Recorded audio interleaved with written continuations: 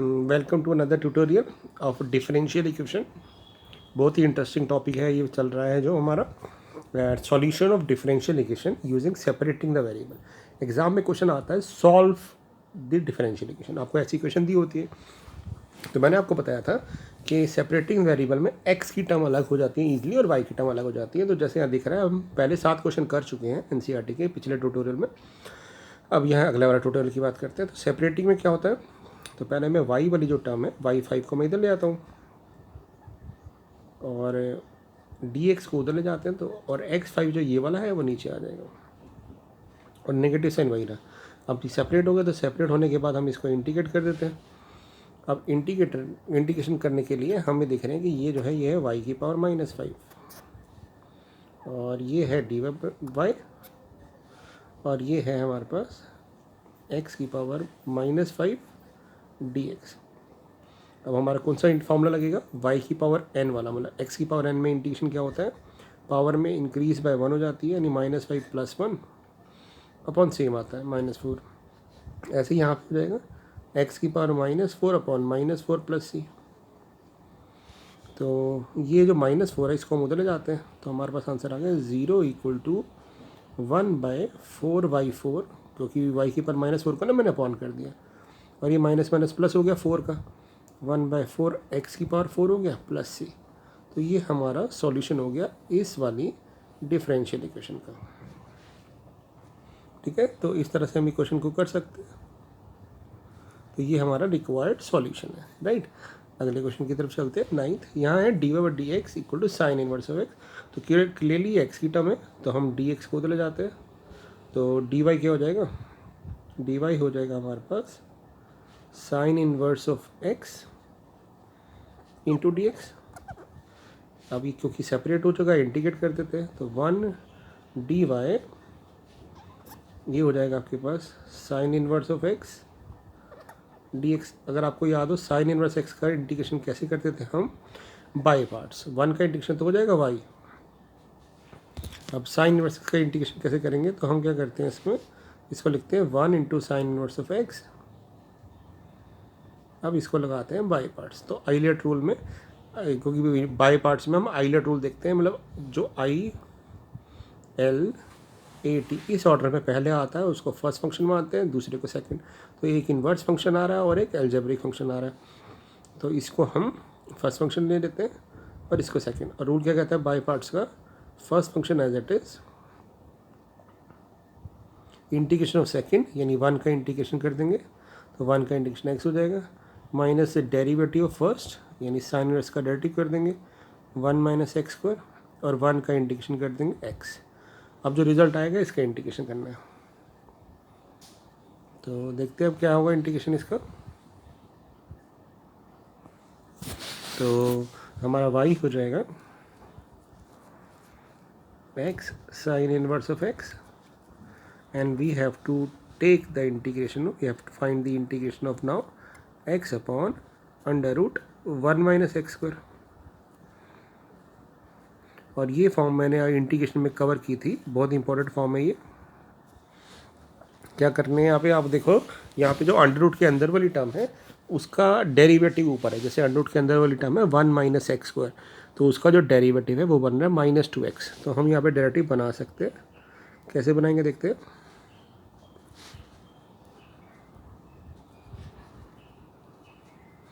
अब मैंने क्या किया यहाँ पे ना, 2 से डिवाइड कर दिया, 2 से मल्टीप्लाई कर दिया और माइनस को अंदर ले गया, तो नीचे वाली टर्म का डेरिवेटिव ऊपर बन गया।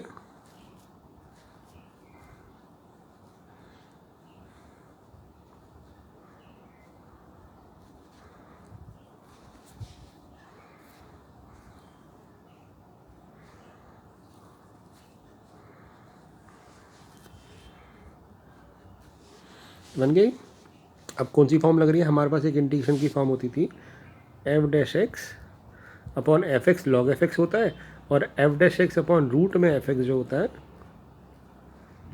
वो हमारा 2√fx होता है।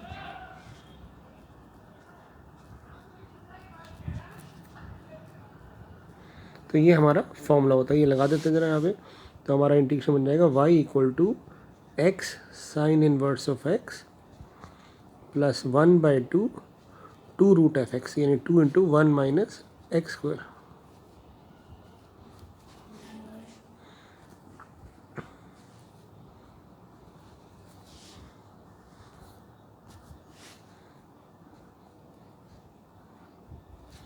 और ये 2 से 2 कट जाएगा, तो हमारा y आ जाएगा, y हो जाएगा x sine inverse of x plus root में 1 minus x square plus c. तो ये हमारा इंटीग्रेशन हो गया। तो आई होप आपको क्लियर हो गया होगा ये। अब चलते हैं अगले क्वेश्चन की तरफ।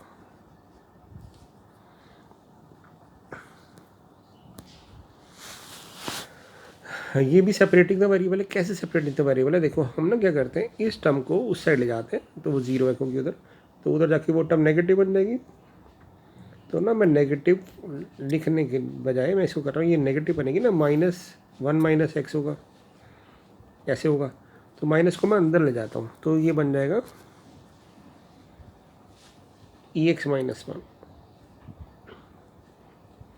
और सेक्स स्क्वायर है y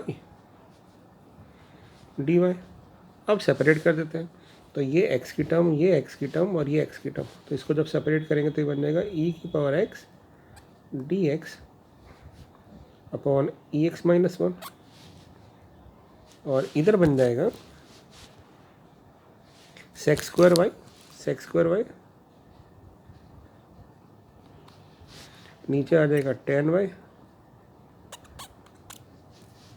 और dy। अब सेपरेट हो गए तो इंडिकेट कर देते हैं। अब अगर आप ध्यान से देखो कौन सी फॉर्म लग रही है, जो मैंने आपको बताई थी और बहुत बार यूज़ होएगी डिफरेंशियल इक्वेशन में, कि नीचे वाली टर्म का डेरिवेटिव ऊपर मिल रहा है। तो F dash x upon F x वाली फॉर्म है, तो आंसर आएगा log एफ एक्स प्लस सी।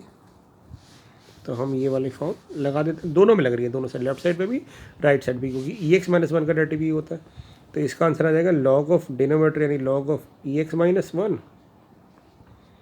इसका हो जाएगा log ऑफ tan y, और क्योंकि सब कुछ log है तो c को भी log c ले लेते हैं, तो हमारा आंसर आ जाएगा log of EX minus 1 equal to log a plus log b, log a into b, log से log कैंसिल आउट कर देंगे और हमारा फाइनली आंसर आ जाएगा EX minus 1 equal to c tan y। And कहेंगे हम यही this is the required solution of given differential equation. ठीक है, अब इसके बाद क्वेश्चन शुरू होंगे पर्टिकुलर सॉल्यूशन के। अभी तक जनरल सॉल्यूशन था, मतलब हमारा आंसर इन टर्म्स ऑफ सी आ रहा था। अब पर्टिकुलर सॉल्यूशन में क्या होता है कि यहाँ पे एक कंडीशन दे देते हैं, तो हम क्या करते हैं, सॉल्यूशन निकालने के बाद x को 0 या जो भी कंडीशन दी होती है यहाँ पे पुट कर देते हैं, x की वैल्यू और y की वैल्यू आखिरी में। इससे क्या होता है, हमारा कांस्टेंट आ जाता है और फिर कांस्टेंट को वापस पुट कर देते हैं, तो हमारा आंसर पर्टिकुलर सॉल्यूशन आ जाता है। मीन्स उस ऐसे क्वेश्चन में कांस्टेंट नहीं आएंगे। तो पहली बात वो तो बात की बात है, पहले हम सेपरेट करके इसको इंडिकेट करते हैं, सॉल्व करते हैं जरा डिफरेंशियल इक्वेशन को। तो हमने देखा कि ये 2x स्क्वायर प्लस एक्स जब किया तो नीचे फैक्टर बन रहे, यहाँ से एक्स स्क्वायर कॉमन, तो ये बन जाएगा एक्स स्क्वायर एक्स प्लस 1, फिर प्लस 1 कॉमन एक्स प्लस 1, तो ये फैक्टर बन गया हमारे पास 2x square plus x upon x square plus 1 और x प्लस 1। इस तरह से हमारे फैक्टर बन गए। अब इसको इंटीग्रेट करना है, तो मतलब पहले सेपरेट करना है, तो उस राइट साइड पे तो प्योरली x की टर्म है, तो हम इसको सेपरेट कर लेते हैं।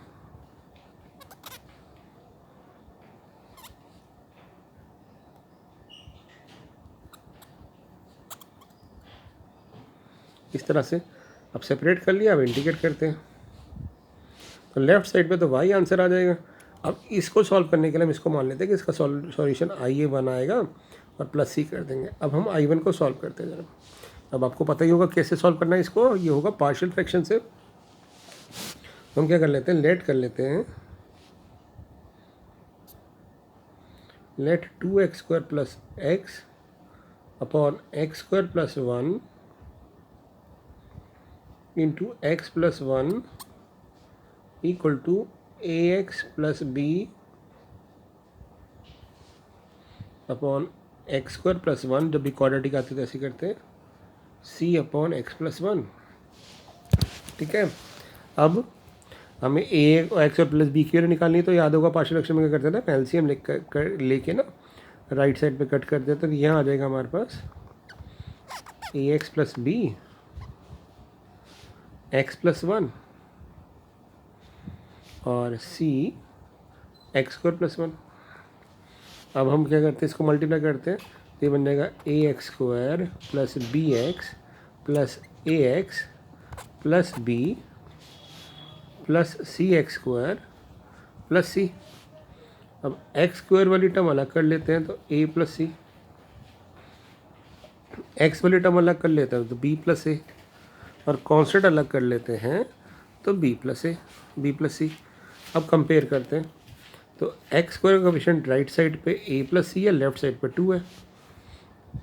एक्स का कोफिशिएंट ए प्लस बी है, राइट साइड पे 1 है लेफ्ट साइड पे, और बी प्लस सी कॉन्स्टेंट टर्म है ही नहीं बी प्लस सी, तो वो 0। अब इसका यूज़ करते हैं, तो यहाँ से आ गया हमारे पास बी इक्वल टू माइनस सी, यहाँ पुट कर लेते हैं, तो एक इक्वेशन बन गई हमारी ए प्लस सी इक्वल टू 2, एक बन गई ए माइनस सी इक्वल टू 1। दोनों को ऐड कर देते हैं, मैंने ना बी की जगह सी माइनस सी पुट कर दिया, दोनों को ऐड करेंगे तो 2a इक्वल टू 3, ए आ जाएगा 3/2। ए को 3/2 पुट करेंगे तो सी आ जाएगा हमारे पास 2 माइनस 3/2, 4 माइनस 3 1/2, और फिर बी जो होगा इक्वल टू हो जाएगा -1/2। तो ए बी सी निकल गया हमारा। अब हम इसी क्वेश्चन में पुट कर देते हैं, तो हम कहेंगे कि हमारा जो 2x² plus x upon x² plus 1 into x plus 1 है, वो था हमारा ax प्लस बी। तो a की वैल्यू तो 3/2 और b की -½ है, तो 3/2x minus half upon x² plus 1 और प्लस सी हाफ अपॉन एक्स प्लस 1, ये आ जाएगा। अब इसका इंटीग्रेशन का मतलब है इस पूरे का इंटीग्रेशन करना, तो हम इसको सेपरेट कर लेते हैं,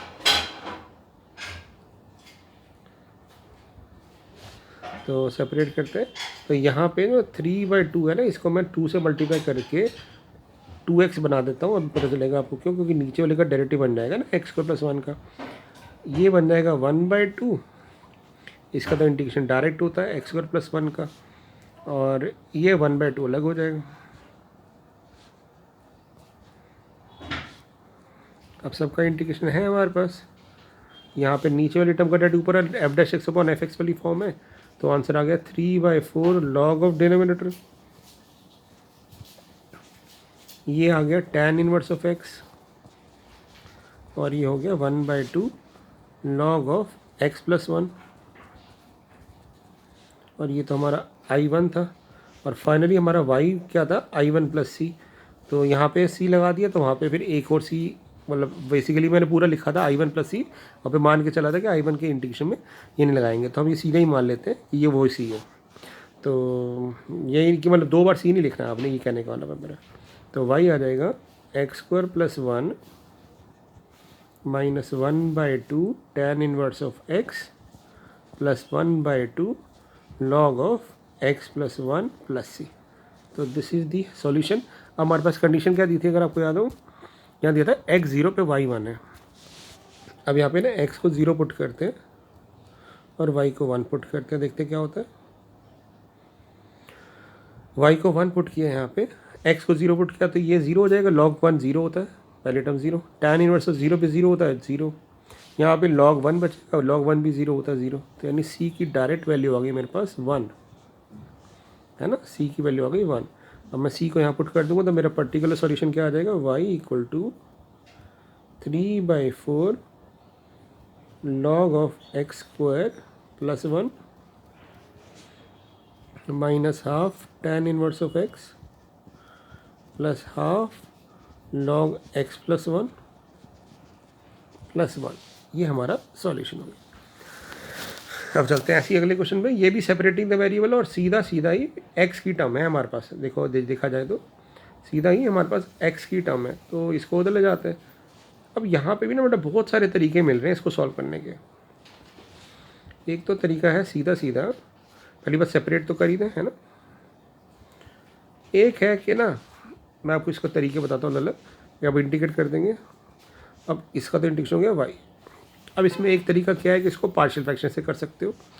एक हो सकता है कि एक्स से ऊपर नीचे मल्टीप्लाई कर दो, एक्स स्क्वायर को पी पुट कर दो, ऊपर डर्टी बन रहा है, वो कर सकते हो। नहीं तो एक स्मार्ट मूव बताता हूँ आपको मैं।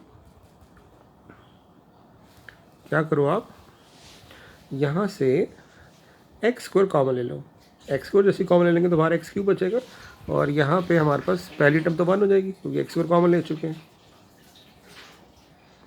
अब देख रहे हो कि ना यहाँ पे अगर मैं one minus one by x square को पी पुट कर दूँ तो डेरिवेटिव आ रहा है। कैसे आ रहा है देखते हैं। हम क्या करेंगे, यहाँ पे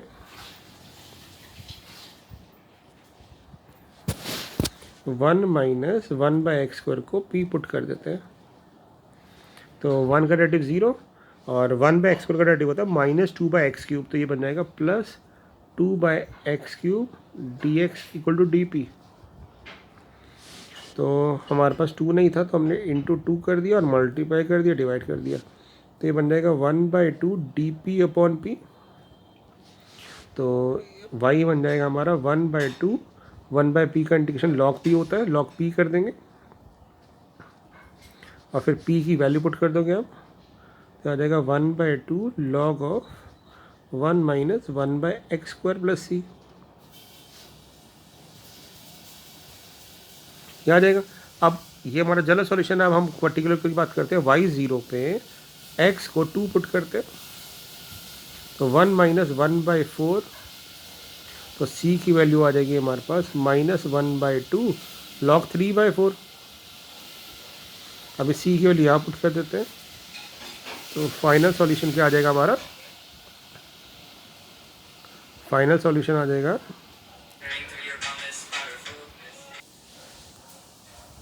ओके। अब यहाँ वैल्यू पुट कर देते हैं y की, तो हमारे पास आंसर आ जाएगा y equal to 1/2 log 1 minus x 1 by x square और उसके बाद -12 log 3/4।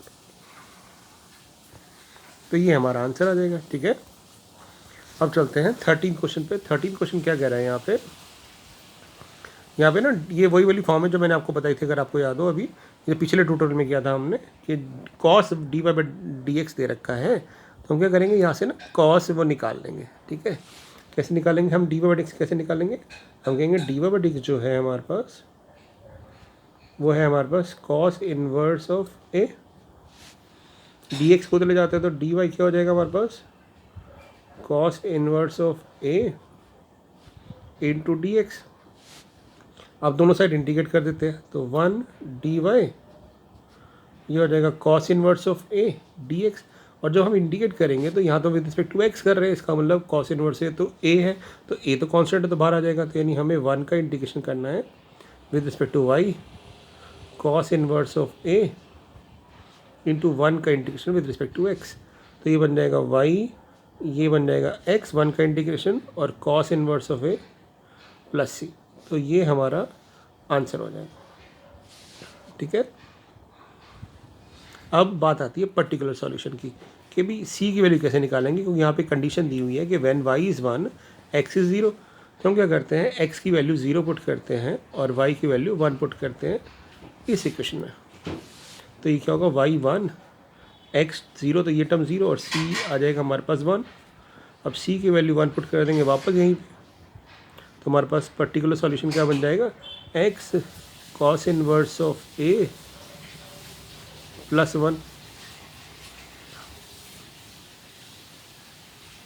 और ये हमारा पर्टिकुलर सॉल्यूशन हो गया। ठीक है,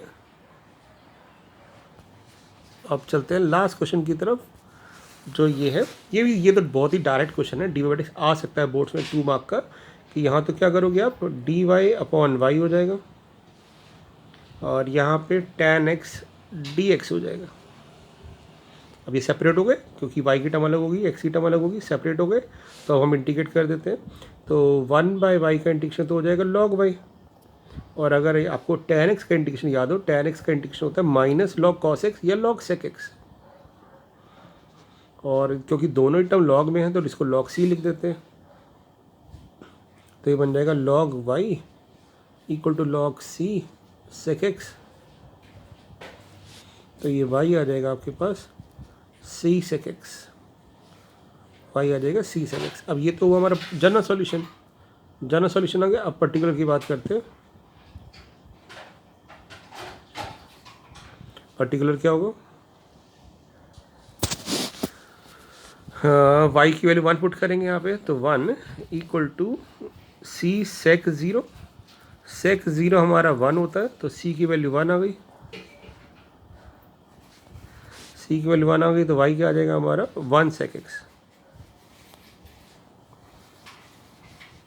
तो ये हमारा सॉल्यूशन होगा। तो इस तरह से हमने सेपरेटिंग द वेरिएबल ओवर कर दिया। हमने एनसीईआरटी की 9.4 एक्सरसाइज कंप्लीट हो चुकी है, और जो वर्ड प्रॉब्लम है वो डिलीटेड है, तो आप इसकी क्वेश्चंस को ट्राई कर सकते हो।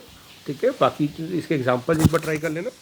एक क्वेश्चन मैं और बताता हूँ, जैसे कई बार क्वेश्चन ऐसे आ सकता है कि ना आपको आ गया dy/dx इक्वल टू e की पावर 3x प्लस 4y। अगर ऐसा क्वेश्चन आता है तो ये भी सेपरेटिंग द वेरिएबल है। कैसे, अगर सेपरेटिंग द वेरिएबल है, देखिए बच्चे, हम ना इसको लिख सकते हैं e की पावर 3x इंटू ई की पावर 4y। अब हम इसमें सेपरेट करते हैं, ये y की टर्म है तो y के साथ चला जाएगा dy अपॉन ई की पावर 4y, ई की पावर 3x इंटू dx।